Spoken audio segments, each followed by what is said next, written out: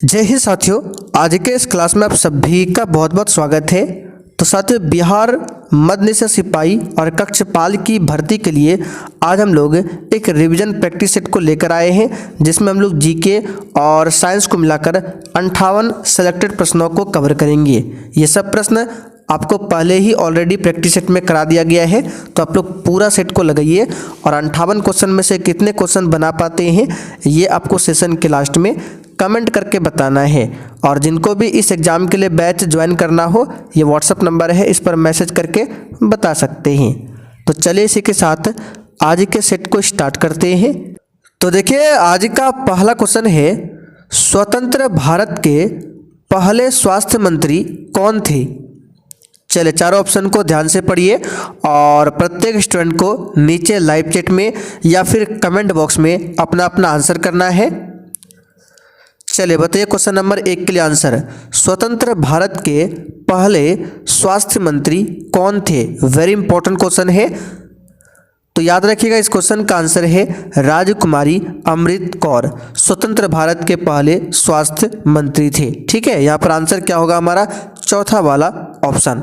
मौलाना अबुल कलाम आज़ाद की बात करें तो स्वतंत्र भारत के पहले कौन थे? शिक्षा मंत्री। ठीक है, अबुल कलाम आज़ाद, अब्दुल नहीं, अबुल कलाम आज़ाद स्वतंत्र भारत के प्रथम शिक्षा मंत्री थे। चलिए आगे देखते हैं, प्रतापगढ़ की लड़ाई में छत्रपति शिवाजी द्वारा निम्नलिखित में से कौन मारा गया था? तो देखिए, प्रतापगढ़ की लड़ाई जो है 1659 को हुआ था। मराठा राजा छत्रपति शिवाजी और किसके बीच में हुआ था? तो आदिल शाही जनरल था अफजल खान। तो इस प्रतापगढ़ की लड़ाई में शिवाजी ने अफजल खान को मारा था। यहाँ पर पहला वाला ऑप्शन आपका सही है। आगे देखिए, कौन सा पर्वत भारत के पूर्वी सीमा पर म्यांमार के साथ स्थित है? साथियों, ये रिवीजन का क्लास है, इसलिए आप लोग भी क्वेश्चंस को पढ़िए और फटाफट से आंसर लगाते चलिए। और सेशन के लास्ट में सभी को ईमानदारी पूर्वक कमेंट करके अपना अपना स्कोर बताना है। तो ये हो जाएगा पूर्वांचल, चौथा ऑप्शन सही है, पूर्वांचल। आगे देखिए, भारतीय संविधान के अनुसार राष्ट्रपति अपना त्यागपत्र किसे सौंपता है? बताइए। संविधान के अनुसार राष्ट्रपति अपना त्यागपत्र किसे सौंपता है? तो याद रखिएगा उपराष्ट्रपति को। चौथा ऑप्शन यहाँ पर आपका सही जवाब है, उपराष्ट्रपति को। और अगर उपराष्ट्रपति अपना त्यागपत्र देना चाहे तो किसे देगा? राष्ट्रपति को देता है। वर्तमान में भारत के उपराष्ट्रपति कौन है? सीपी राधाकृष्णन।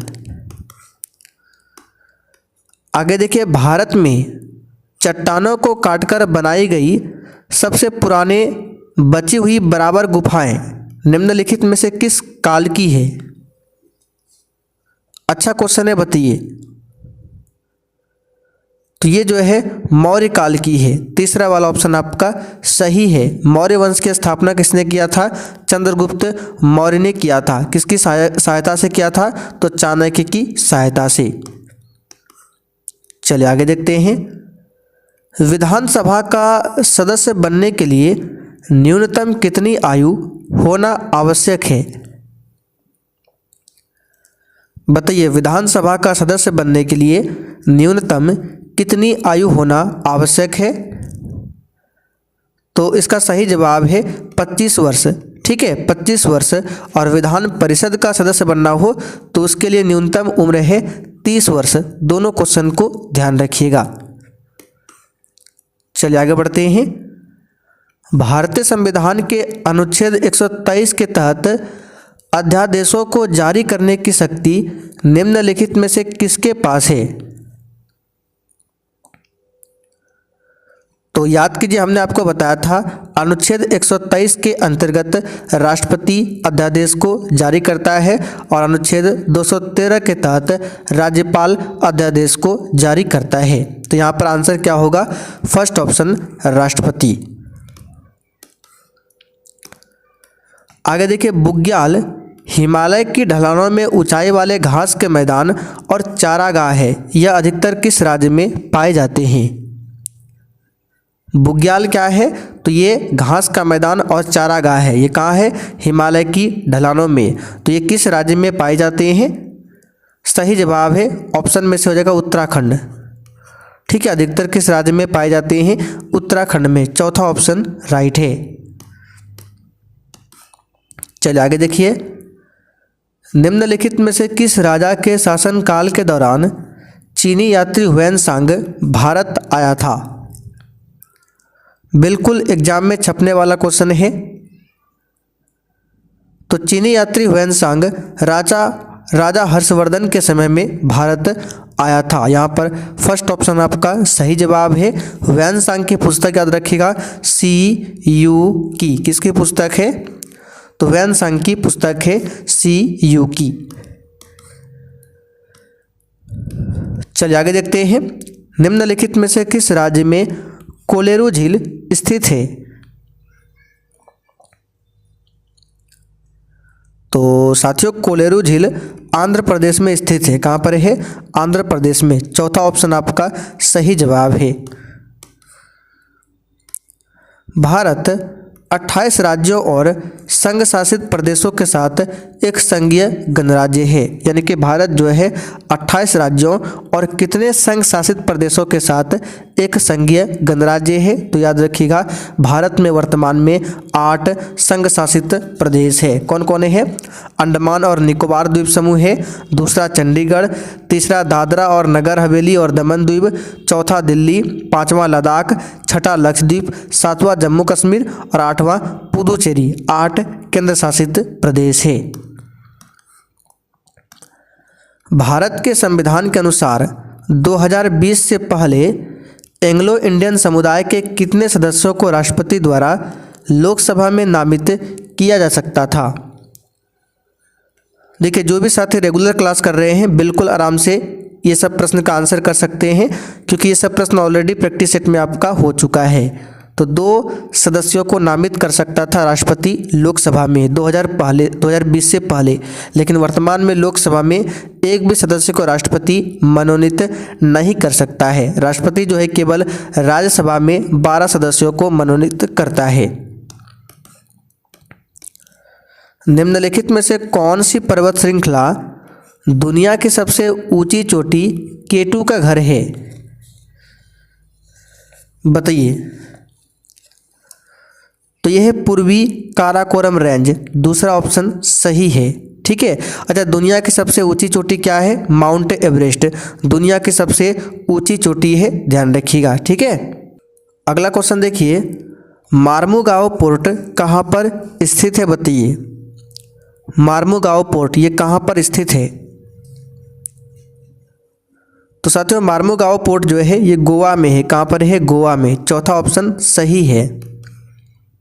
आगे बढ़ते हैं, निम्नलिखित में से किसने poverty and un British rule in India नामक पुस्तक को लिखी है? बताइए किसने लिखी है?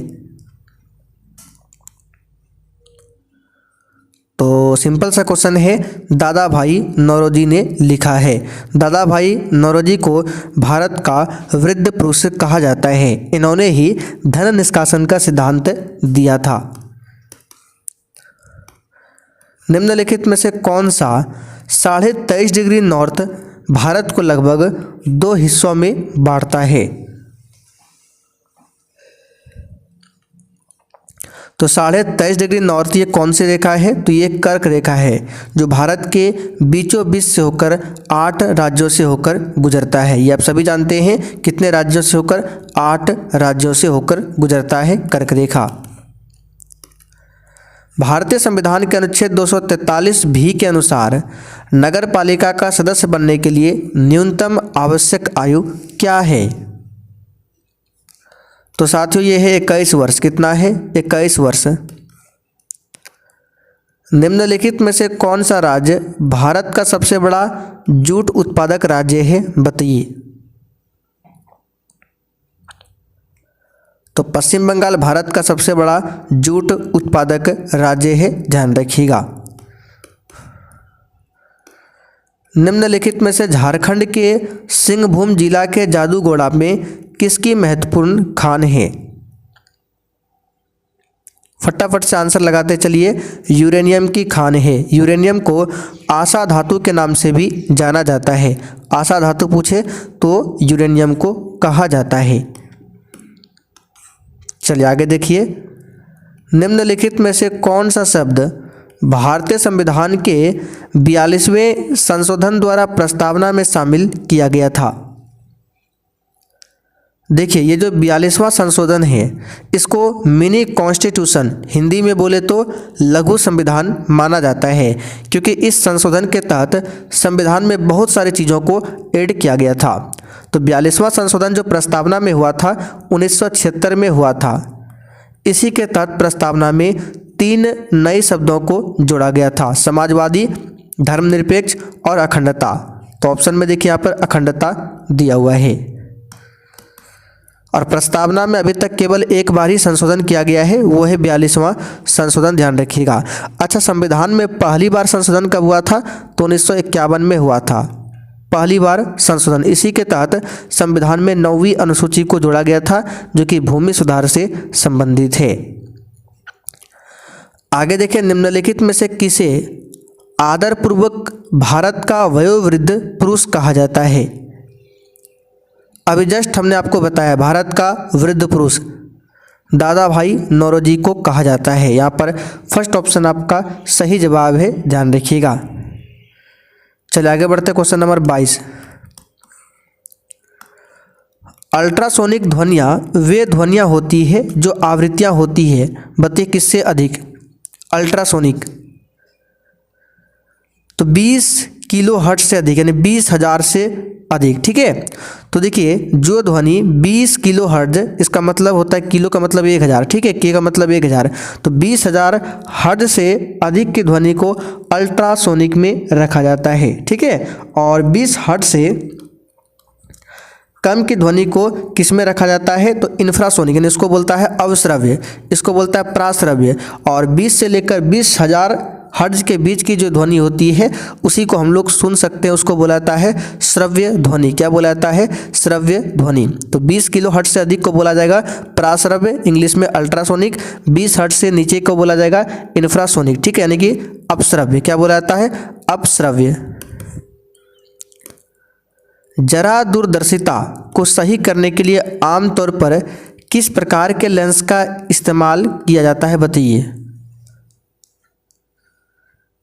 तो इसके लिए इस्तेमाल होता है द्विफोक्सी लेंस, बाईफोकल लेंस जिसको बोला जाता है, ठीक है। और उत्तल लेंस हो जाएगा ये दूर दृष्टि दोष के लिए, अवतल लेंस हो जाएगा निकट दृष्टि दोष के लिए। मानव शरीर के निम्नलिखित में से किस अंग में कार्बोहाइड्रेट को ग्लाइकोजन के रूप में संग्रहित किया जाता है? तो यहाँ पे सही जवाब है जिगर, जिसको यकृत कहा जाता है। ये मानव शरीर की सबसे बड़ी ग्रंथि है। चलिए आगे देखते हैं, क्वेश्चन नंबर 25। देखिए 25 नंबर में है, हाइपोकैलेमिया की कमी के कारण होता है, यानी हाइपोकैलेमिया जो है किसकी कमी के कारण होता है बताना है। तो पोटेशियम की कमी के कारण होता है हाइपोकैलेमिया। पोटेशियम का संकेत क्या होता है? परमाणु क्रमांक 19 होता है। निम्नलिखित में से किस हार्मोन को तनाव से मुकाबला करने में सहायक माना जाता है, बताइए किस हार्मोन को? तो याद रखिएगा, इस क्वेश्चन का आंसर है सेरोटोनिन हार्मोन को तनाव से मुकाबला करने में सहायक माना जाता है। पहला ऑप्शन सही है। निम्नलिखित में से पॉपुलर चैम्बर किसे कहा जाता है, बताइए? तो यहाँ पर इसका सही जवाब है लोकसभा, ठीक है, लोकसभा को कहा जाता है। तीसरा ऑप्शन सही है। पूंजीगत व्यय या राजस्व घाटे में पर्याप्त वृद्धि के कारण क्या होता है? तो इसके कारण राजकोषीय घाटा होता है। ये सब क्वेश्चन आपको करा चुके हैं। भारत के संविधान के कौन से अनुच्छेद में यह प्रावधान किया गया है कि प्रत्येक राज्य में एक राज्यपाल होगा? तो ये है अनुच्छेद 153, दूसरा ऑप्शन सही है। वर्ष डैश में मराठाओं द्वारा ब्रिटिश को किए गए आत्मसमर्पण से मराठा साम्राज्य का अंत समाप्त हो गया, बताइए किस वर्ष में? फटाफट से आंसर बताते चलते हैं, आप लोग भी याद करते चलिए। इसका आंसर क्या हो जाएगा? 1818। तीसरा ऑप्शन यहाँ पर आपका सही आंसर है 1818। भारत के किस राज्य में सबसे लंबी मुख्य भूमि तटरेखा है? तो ये क्वेश्चन आपको डिटेल्स में करा चुके हैं। तो जैसे भारत का नीचे साइड का मैप जो है ये समुद्र से घिरा हुआ है। इधर आपका है अरब सागर, इधर बंगाल की खाड़ी, नीचे हिंद महासागर।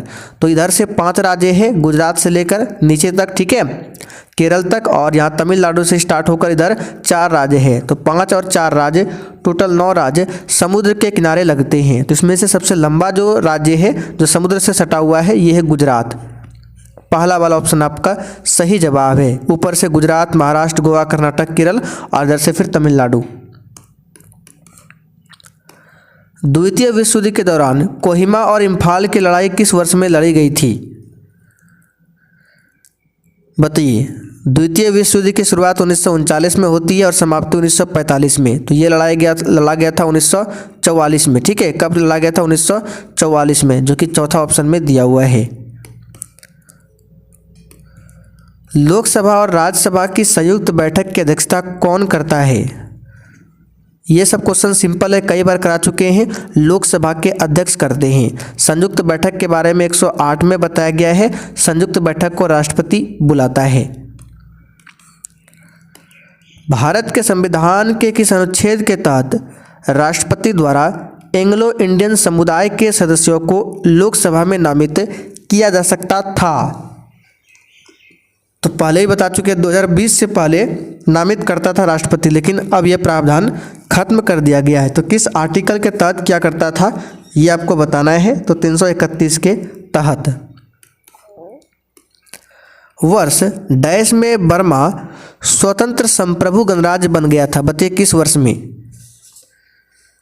याद रखिएगा 1948 में, ठीक है। म्यांमार का ही पुराना नाम है वर्मा। गंगा नदी का उद्गम गंगोत्री ग्लेशियर से होता है और ये कहाँ जाकर समाप्त हो जाती है? गंगा नदी की कुल लंबाई 2525 किलोमीटर है। ये भारत की सबसे लंबी नदी है। तो ये बंगाल की खाड़ी में जाकर समाप्त हो जाती है, बंगाल की खाड़ी, ठीक है। ब्लड मून शब्द का उपयोग किसके लिए किया जाता है? याद कीजिए, ये भी क्वेश्चन हमने आपको कराया था। तो एक होता है ब्लड मून, एक होता है सुपर मून। तो ब्लड मून चंद्र ग्रहण के लिए उपयोग होता है, चंद्र ग्रहण के लिए। मित्र मेला वर्ष डैश में वीर सावरकर द्वारा स्थापित एक क्रांतिकारी संगठन था? तो मित्र मेला जो है किस वर्ष में स्थापित हुआ था? तो 1899 में। और वीर सावरकर ने 1904 में यंग इंडिया सोसाइटी की भी स्थापना किया था, यानी कि अभिनव भारत सोसाइटी की स्थापना 1904 में किया था। किसने? तो वीर सावरकर ने 1904 में अभिनव भारत और 1899 में मित्र मेला। निम्नलिखित में से किसे कायदे आजम नाम दिया गया था? इसका सही जवाब है मोहम्मद अली जिन्ना को। आगे देखिए, अफीम युद्ध अंग्रेजों और किसके बीच लड़े गए थे? तो अफीम युद्ध बताइए अंग्रेज और किसके बीच में लड़ा गया था? तो चाइना के बीच में। सर थॉमस रो ने इंग्लैंड के राजा के राजदूत के रूप में मुगल शासक किसके दरबार को दौरा किया था? सही जवाब है जहांगीर, ठीक है, जहांगीर। आगे देखिए, निम्नलिखित में से दुनिया में सबसे गहरी तंग नदी घाटी कौन सी है? तो यह है काली गंडकी गॉर्ज। पहला ऑप्शन सही है।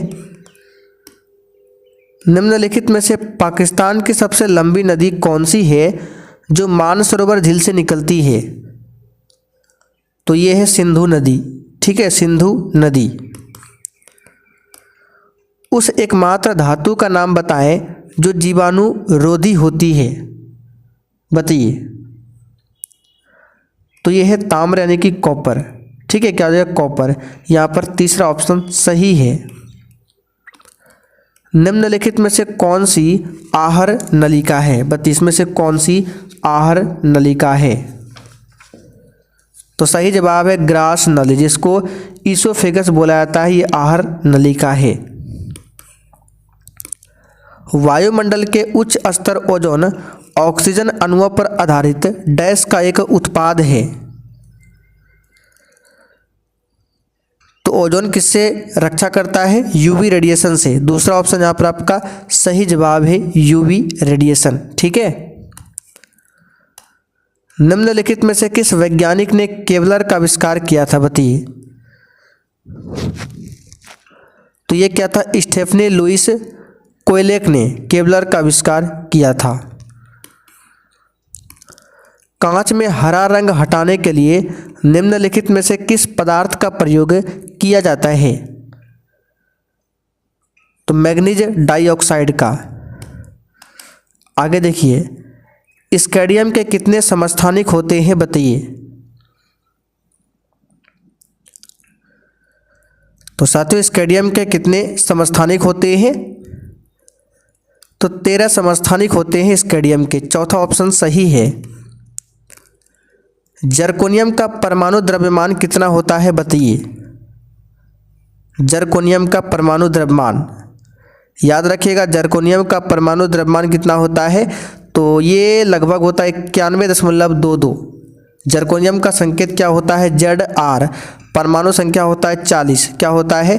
40। और परमाणु द्रव्यमान 91.22 होता है। एक लेंस की क्षमता -2.0 D है। यहाँ D किसके लिए प्रयुक्त हुआ है? तो डायोप्टर के लिए। किसके लिए? डायोप्टर के लिए। निम्नलिखित में से कौन सा धनायन है? बताइए। तो ये हो जाएगा अमोनियम। ठीक है, ये धनायन है, इस पर प्लस चार्ज होता है। कोशिका के वैज्ञानिक अध्ययन को क्या कहते हैं? बताइए। साइटोलॉजी कहा जाता है, साइटोलॉजी। मिट्टी का अध्ययन क्या होता है? आप लोग कमेंट करके बताइए। तो निम्नलिखित में से किसकी पहचान विडाल परीक्षण से की जा सकती है? तो इसका सही जवाब है टाइफाइड। टाइफाइड की जांच के लिए विडाल परीक्षण होता है, जबकि एड्स की जांच के लिए एलिसा टेस्ट होता है, एलिसा टेस्ट। निम्नलिखित में से क्या वेरिसेला जोस्टर नामक वायरस के कारण होता है? वायरस का नाम दे दिया गया है वेरिसेला जोस्टर। इसके कारण होता है चेचक। ठीक है, चेचक होता है। जल की अस्थायी कठोरता दूर करने के लिए किसका उपयोग किया जाता है? वॉशिंग सोडा यानी धोने वाला सोडा का इस्तेमाल होता है। चौथा ऑप्शन सही है। मानव शरीर में कोशिकाओं की खोज किसने किया था? बहुत ही सिंपल सा क्वेश्चन है, रॉबर्ट हुक ने किया था 1665 में। तो साथियों, आज का रिवीजन का सेट यहीं पर कंप्लीट होता है।